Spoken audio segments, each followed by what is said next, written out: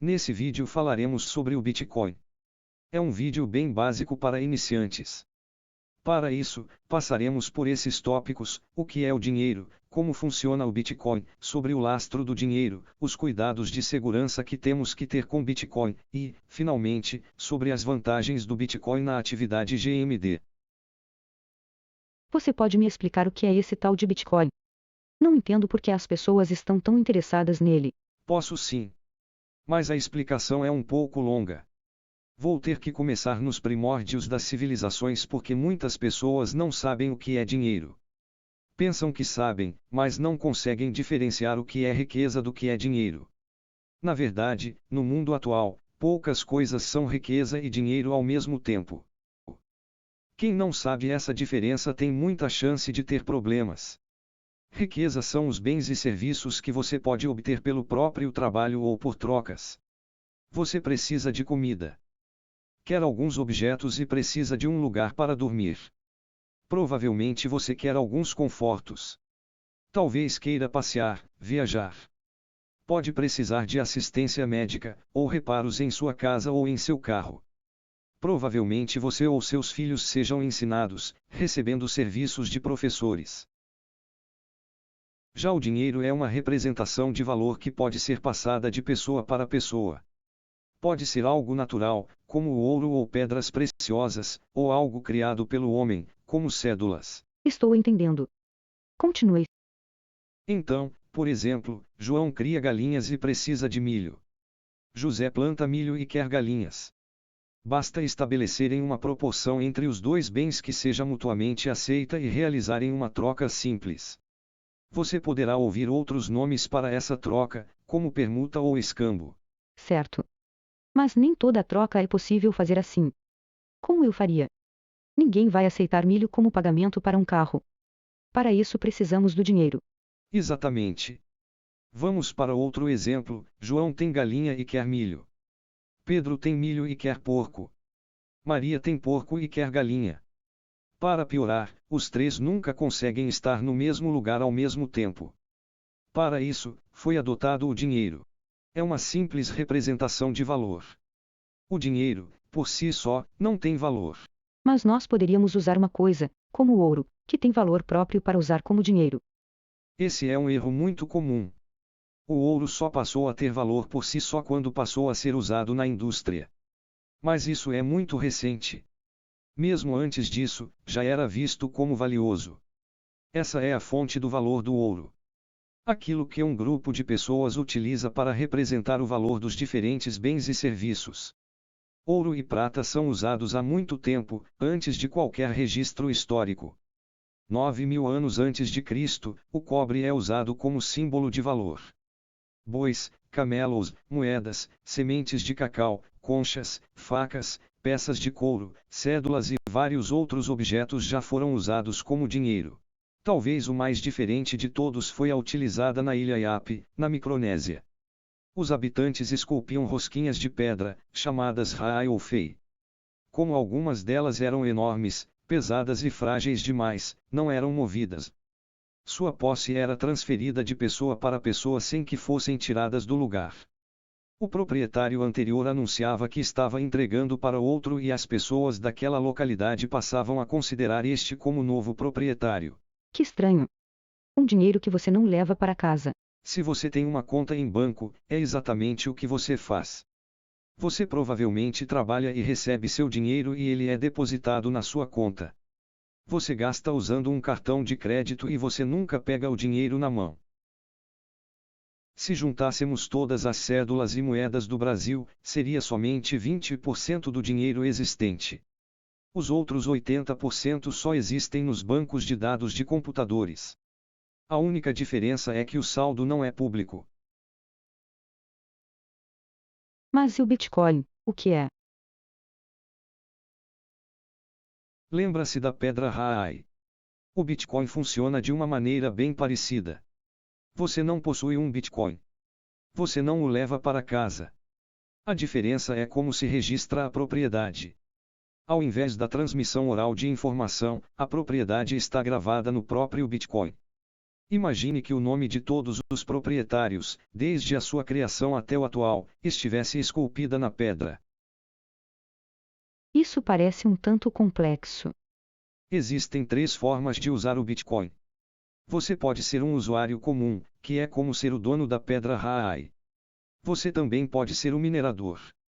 No nosso exemplo, o minerador seria a pessoa que gravaria na pedra o nome do proprietário. E também você pode ser o dono do lugar onde a pedra Raai está. Na rede Bitcoin, quem guarda uma cópia dos registros chama-se full node. Vamos representar o full node por um arquivo. A característica interessante do Bitcoin é que você não precisa de qualquer tipo de autorização. Você nem sequer precisa se identificar. Seja para ser um usuário comum, seja para ser um full node ou um minerador, só precisa ter um computador ligado à internet. Infelizmente, ser minerador exige equipamentos especiais e muito gasto de energia elétrica hoje em dia. Não é viável para uma pessoa comum ser minerador. Explique mais. Eu quero entender como funciona. Não gosto de entrar de cabeça em águas turvas. Tudo começou com Satoshi Nakamoto. Ninguém sabe quem realmente ele é. Mas ele publicou o seu trabalho em 2008, propondo as bases do Bitcoin. O Bitcoin se baseia em 3 ferramentas de informática: o protocolo P2P, a criptografia de chave assimétrica e a blockchain. Vamos explicar um a um, começando pelo protocolo P2P. O P2P é uma sigla para peer-to-peer. Significa algo como a comunicação direta de usuário para usuário e é o oposto de um sistema centralizado. Imagine uma pessoa enviando e-mail para outra usando um serviço de e-mail como o da Google.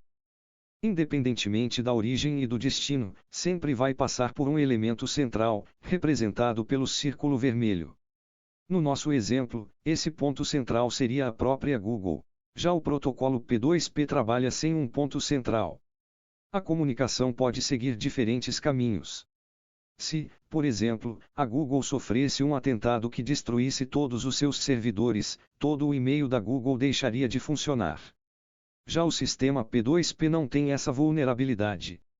Não existe um elemento central, cuja destruição acarretaria em interrupção de toda a atividade. Esse conceito de descentralização está no cerne do próprio Bitcoin. Satoshi inventou, mas não quis centralizar em si o destino do Bitcoin. Desde o começo, apesar de a sua opinião ter muita importância, ele não tinha mais poder que o segundo usuário. Nem que o terceiro, o quarto ou o centésimo. Se ele morresse logo após a criação do Bitcoin, nada mudaria. Na verdade, há indícios de que ele esteja vivo, mas desde 23 de fevereiro de 2011 ele permanece em silêncio. Entendi. E quanto à criptografia de chave assimétrica? O que é isso? Outro dia eu poderei explicar os detalhes do funcionamento desse tipo de criptografia. Para não me estender muito, o que precisa saber é que a criptografia de chave assimétrica trabalha com 2 chaves complementares, a chave pública e a chave privada. Geralmente, são representadas pelas letras CAU e KR. O importante é entender que documentos podem ser encriptados usando a chave pública. No entanto, documentos encriptados com chave pública não podem ser desencriptados usando-se a mesma chave. Somente a chave privada pode desencriptar documentos gerados com a chave pública. O oposto também é verdadeiro: documentos encriptados com chave privada são desencriptados com chave pública. Interessante. E a blockchain? A blockchain é uma cadeia de blocos de informação. Uma corrente de metal é feita de elos presos uns aos outros. Na blockchain, os blocos de informação também são ligados ao antecessor e ao sucessor. Por causa disso, um novo bloco só pode ser incluído após o último. Para isso, são utilizadas 2 outras ferramentas de informática, o hash e a prova de trabalho. Ok. Hash é como se fosse um dígito verificador. A partir de um input é muito fácil calcular o hash, que é o output.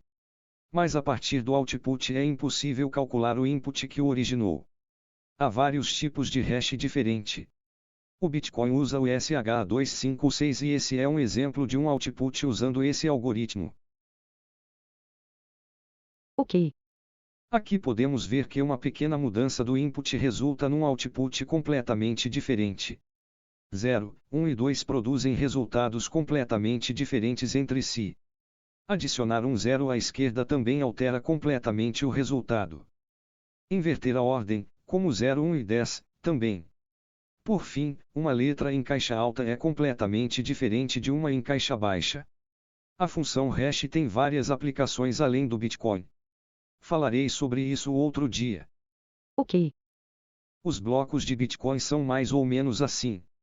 Isso aqui é um número que eu vou explicar melhor daqui a pouco para que serve. Imagine que os proprietários de Bitcoin estão enviando essas quantias. Cada um vai enviar para a rede suas ordens de transação devidamente encriptadas com a sua chave privada. O minerador recebe essas ordens de transação. Ele então soma aquele número que eu vou explicar depois, as ordens de transações recebidas e o nonce. Disso é produzido um hash. Mineração é justamente esse processo, tentar nonce por nonce até achar um hash aceitável. Quando isso acontece, o bloco é trancado. O minerador então declara que teve sucesso, enviando o bloco minerado para toda a rede. Quando chegam aos full nodes, o bloco é adicionado ao final da cadeia. E o processo se repete. Em média, a cada 10 minutos. Entendi. Mas o que é aquele número que você disse que iria explicar? É o hash do bloco anterior. E por que as pessoas dizem que a blockchain é resistente à fraude? Muito simples. Qualquer mudança exigiria um cálculo novo, com grande gasto de processamento computacional. E geraria um hash diferente, que não bate com o hash seguinte. Entendi como funciona. Mas ainda não entendi por que as pessoas estão pagando tanto. Isso é um esquema de pirâmide? Ou uma bolha? Não é possível. Bem, o Bitcoin existe. Assim como existe a tulipa. Houve a bolha das tulipas, mas isso não significa que o comércio de tulipas não tenha valor. Também o Bitcoin não é uma pirâmide. Existem esquemas de pirâmide feitos com Bitcoin e outras criptomoedas. É possível fazer esquema de pirâmide com boi ou com imóveis. Mas isso não significa que toda a criação de bois ou que toda a construção de imóveis sejam esquemas para enganar investidores. Mas qual é o lastro do Bitcoin? Nenhum. Mas qual o lastro do dólar ou do euro? É o ouro, certo? Já foi, mas não é mais. Hoje, não existe lastro. E já pensou qual é o lastro do ouro? Como eu já disse, o uso industrial do ouro é recente. Ele não tem um valor por si. Se você estivesse em uma ilha deserta com uma pilha de ouro, ele não teria valor algum. Mesmo assim, ele apresenta características boas e, por isso, desde o começo das civilizações, tem sido usado como símbolo de valor material e, portanto, como dinheiro. Voltando ao dinheiro comum, é interessante conhecer a origem das cédulas. A pessoa depositava seu ouro num banco e recebia um título de posse do ouro depositado lá. Ao invés das pessoas usarem ouro para negociar, acharam mais fácil usar os próprios títulos. O recebedor dessa cédula poderia usá-la para fazer comércio também ou poderia sacar o ouro do banco. No começo, tudo corria bem. Cada cédula tinha o seu lastro em ouro, que poderia ser sacado. Em 1925 começaram a mudar isso. Uma quantidade maior de cédulas era produzida, mas ainda mantendo uma proporção com o ouro depositado. Em 1971 aboliram definitivamente o padrão ouro nos Estados Unidos. Ou seja, agora as cédulas são produzidas sem necessidade de um lastro. Veja como isso é um problema. Você tem algum dinheiro. Imaginando que seu dinheiro estivesse distribuído entre ouro, Bitcoin e dinheiro comum, você possui uma fração do total disponível no mundo. Com a mineração de ouro, mais um pouco ainda vai ser extraído. Com a mineração de Bitcoin, a mesma coisa. E tanto o Bitcoin quanto o ouro exigem gastos para serem produzidos. Mas o dinheiro comum não tem limite. Mais e mais pode ser criado do nada. Lembrando que 80% do dinheiro é digital, basta apertar umas teclas e dinheiro é criado do nada. Quando muito, gastasse papel moeda e tinta. Mas mesmo assim, o custo é baixo. Não tem muita diferença entre imprimir uma cédula de 100 euros e uma de 500 euros. Por que não imprimir uma de 5.000 euros? Com isso, o valor que você tem consigo se dilui no total. Mas se o Bitcoin ou o ouro são tão bons, por que ainda usamos o dinheiro comum? O dinheiro tem três utilidades. Ele é usado como reserva de valor. A maioria das pessoas produzem mais do que consomem. O excedente é guardado numa poupança. É possível fazer essa reserva usando bens, como as pessoas que armazenam comida. Mas o mais comum é que isso seja feito com algum tipo de dinheiro. A segunda função é ser uma medida de valor. Nós medimos o peso ou o comprimento de vários objetos com uma unidade amplamente aceita naquela localidade. Mas o valor de algo é subjetivo. Então o dinheiro serve para transformar o valor subjetivo em objetivo, pela média da opinião das pessoas de uma localidade. Por exemplo, se as pessoas querem mais o carro sedã que o carro coupé, o carro sedã tem um valor maior. Portanto, mais quantidade de dinheiro será necessária para comprá-lo. Em outras palavras, seu preço será maior. A terceira função é o comércio. O melhor dinheiro para o comércio é aquele que menos tem desperdício de valor. É um conceito estranho para a maioria das pessoas. Mas em todo pagamento existe um gasto. O mais fácil de entender são os gastos com cartão de crédito. Alguém paga uma taxa, seja o cliente, seja o comerciante. Por fim, a aceitação depende muito do que é tradicional. Como o ouro e o Bitcoin são difíceis de serem minerados, imagino que eles sejam os melhores para fazer poupança. Mas a forma mais comum de representar o valor de algo é pelo dinheiro comum, particularmente o dólar e o euro. E o comércio também. A maioria é feito com o uso de dinheiro comum. Isso é verdade. Muitas pessoas fazem poupança com dinheiro comum, mas não é o melhor pelas razões que já falamos. Muito pouca coisa tem seu valor medido em ouro. E o comércio usando o Bitcoin ainda é bem pequeno se comparado com o dinheiro comum. O comércio usando esse tipo de dinheiro, principalmente usando cédulas físicas, é o que tem menor desperdício. O Bitcoin tem outra desvantagem, é muito novo. Tradição é muito importante, como falamos. O ouro é o mais tradicional e, por tudo o que dissemos, vai continuar por um bom tempo tendo valor. Eu acredito que o dinheiro comum, por ter fundamentos tão ruins, só se sustenta pela sua tradição. Certo. Você me convenceu. Agora cale-se e pegue meu dinheiro. Quero tudo em Bitcoin. Acalme seu coraçãozinho. Você tem muito que aprender ainda. A começar, você precisa saber como se compra Bitcoin. Você pode comprar de forma P2P pura. Ou seja, você dá dinheiro para uma pessoa e ela envia Bitcoins para você. Ou você pode recorrer a uma empresa especializada. Nós chamamos essas empresas de corretoras, mas, na verdade, são mais parecidas com uma casa de câmbio. Tanto que várias pessoas chamam essas empresas de exchange, que significa casa de câmbio. No sistema P2P, você conseguirá comprar com taxas menores. Mas as exchanges são mais seguras. Existe um meio termo, chamado DBI, sigla em inglês para Corretora Descentralizada de Bitcoin.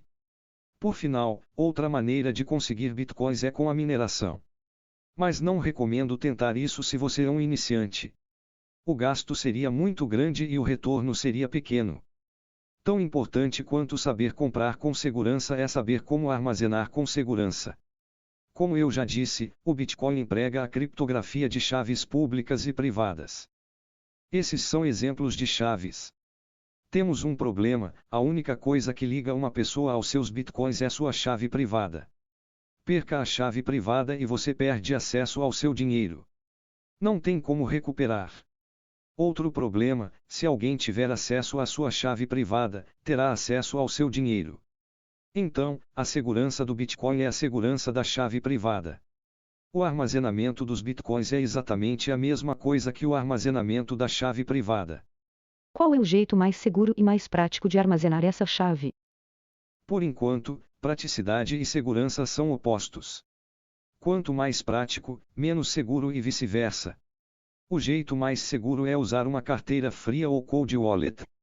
Um exemplo dessa carteira é simplesmente escrever a chave privada num papel e guardar em um cofre. Existem empresas especializadas em produtos para esse tipo de armazenamento, como placas de metal que o próprio usuário pode gravar sua chave. Outra categoria de carteira é a hard wallet. São dispositivos eletrônicos que podem ser conectados a computadores. São construídos de forma a não vazar a chave mesmo se o computador ao qual ele está ligado estiver infectado por vírus de computador. Já a hot wallet são carteiras cuja chave fica no software e o dispositivo fica ligado à internet. Um exemplo são as carteiras para telefone celular. Só recomendo deixar uma mínima quantidade, o equivalente ao que você carrega em forma de cédulas no seu bolso. Por último, a mais insegura de todas, é deixar seu dinheiro na exchange. A chave privada nem fica com você. Fica com a empresa. Só se recomenda deixar na exchange a quantia para fazer operações rápidas, como o day trade. Depois de tudo isso, poderia me explicar por que você se interessou pelo Bitcoin? Eu sou adepto da doutrina de privacidade, anonimato e segurança conhecida por diretriz do Homem Cinza. Tememos sempre a perseguição por um agente muito mais poderoso que nós. O Bitcoin é uma boa ferramenta para se proteger disso. Primeiro, o Bitcoin não tem fronteiras. Eu posso mandar para qualquer lugar do mundo. E posso receber de qualquer um também. E ninguém consegue barrar. Se há conexão com a internet, o Bitcoin pode ser transacionado. Por fim, disse que o Bitcoin é pseudonômico. A pessoa só é identificada pelas suas chaves. Se você conseguir usar suas chaves sem revelar sua ligação a elas, ninguém saberá que você recebeu dinheiro. Para melhorar ainda mais, você pode criar quantas chaves quiser.